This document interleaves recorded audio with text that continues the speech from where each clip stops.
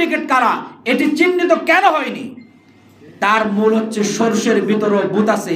এজন্য আমি আজকের এই আলোচনার সময় উদাত্ত আহ্বান জানাতে চাই, এয়ারপোর্টে যারা সিন্ডিকেট করে আমার প্রবাসীদেরকে নাজেহাল করে, সম্পদ লুণ্ঠন করে, লাগেজ কাটে, ওই সিন্ডিকেট ধ্বংসের জন্য ব্যবস্থা করতে হবে, ঠিক কিনা?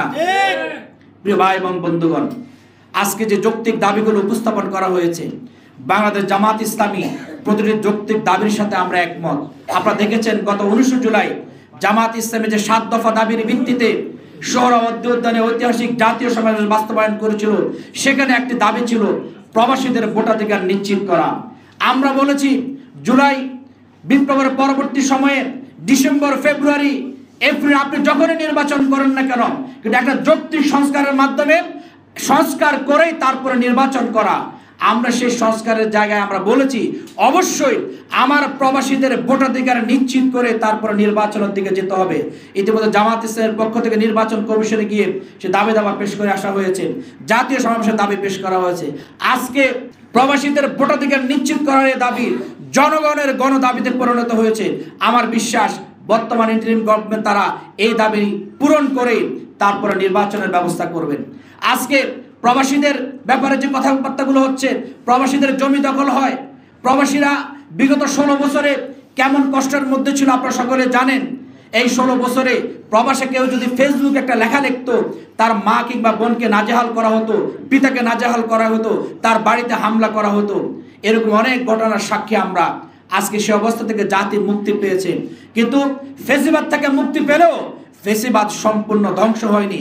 এজন্য আমাদের সকলকে বলিষ্ঠ ভূমিকা পালন করতে হবে। প্রবাসী অধিকার পরিষদ সেই বলিষ্ঠ ভূমিকার ক্ষেত্রে অগ্রগণ্য হিসেবে তারা কাজ করে যাচ্ছে, তাদের কাজকে সাধুবাদ জানাই। তার পাশাপাশি আমাদের প্রত্যেকটি প্রবাসী ব্যক্তি যারা তাদের অধিকার সংরক্ষণের জন্য প্রবাসী মন্ত্রণালয়কে ভূমিকা পালন করতে হবে। আমরা দেখি গত কয়েকদিন আগে নিউজ দেখলাম, মালয়েশিয়া বিমানবন্দর থেকে এয়ারপোর্ট ক্রস করতে পারেনি, বাংলাদেশে তাদেরকে ফেরত পাঠানো হয়েছে। কাদেরকে ফেরত পাঠানো হয়েছে? যারা এদেশের রেমিটেন্স যোদ্ধা, যারা তার রেমিটেন্স দিয়ে এদেশের অর্থনীতিকে সমৃদ্ধ করার কথা ছিল, তারা নিজের মায়ের গহনা বিক্রি করে, স্ত্রীর গহনা বিক্রি করে, নিজের ভিটেমাটি বিক্রি করে তারা প্রবাসী গিয়েছিল একটি স্বপ্ন পূরণের জন্য। এই প্রবাসীদেরকে মালয়েশিয়ার বিমানবন্দর থেকে ফেরত আসতে হলো কেন? আমার প্রবাসী মন্ত্রণালয় কোথায় ছিল? বিদেশ যাওয়ার আগে তাদের সকল কাগজপত্র দেখে শুনে তারপরে তারা কেন ছাড় দিল না? এর দায় সরকারকেও বহন করতে হবে, ঠিক কিনা?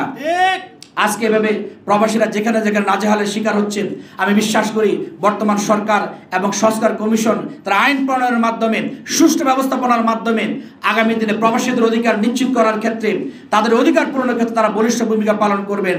তার পাশাপাশি আমাদের বিদেশ বিষয়ক মন্ত্রণালয় যারা আছেন, তারা প্রবাসীদের ব্যাপারে সামগ্রিক ভূমিকা পালন করবেন, তাদের উন্নয়নে ভূমিকা পালন করবেন, এবং তারা রেমিটেন্স যোদ্ধা হিসেবে যেই সম্মান স্বীকৃতি বাংলাদেশকে অর্জন করে দিচ্ছেন তার যথাযথ মর্যাদা প্রদান করবেন।